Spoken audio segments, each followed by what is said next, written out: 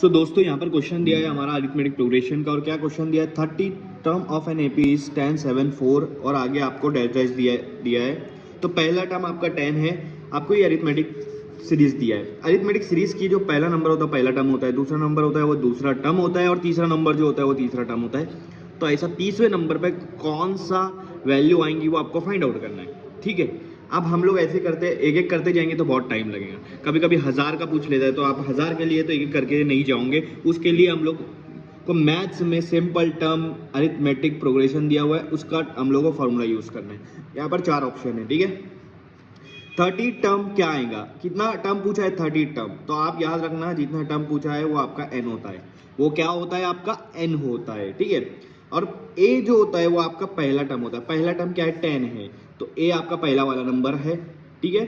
a मिल गया, n मिल गया। और d मतलब होता है इनके बीच का फर्क, इनके बीच का डिफरेंस।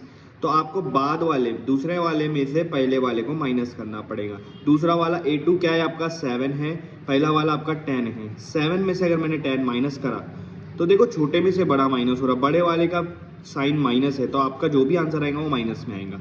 आप क्या करो 10 में से 7 माइनस करो 3, और बड़े वाले की साइन मतलब माइनस लगा दो, -3 आ जाएगा, ठीक है। तो d मिल गया हमको -3, d क्या मिल गया हमको -3, a क्या मिल गया 10, n क्या मिल गया 30। अब हमारे पास एक फॉर्मूला होता है an = a + n - 1 d, ये नंबर ऑफ टर्म्स का फॉर्मूला है। an = a + n - 1 × d। अब इसमें जो जो चीज़ हमारे पास है उसको बस पुट कर दो। an मतलब a 30 हो जाएगा, n की वैल्यू 30 है ना। a मतलब आपका 10 है, +10 है, n आपका 30 है, 30 - 1, और d आपका -3 है। d आपका क्या है -3 है, ठीक है। तो ये 10 को एज इट इज रखूंगा, बॉड मास रूल का इस्तेमाल करूंगा यहाँ पर।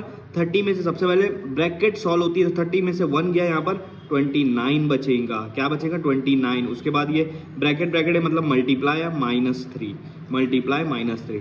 फिर से बॉड मास रूल को अप्लाई करो। सबसे पहले मल्टीप्लाई होगा, 29 को 3 से अगर मैंने मल्टीप्लाई करा तो मेरा आंसर आएगा 87।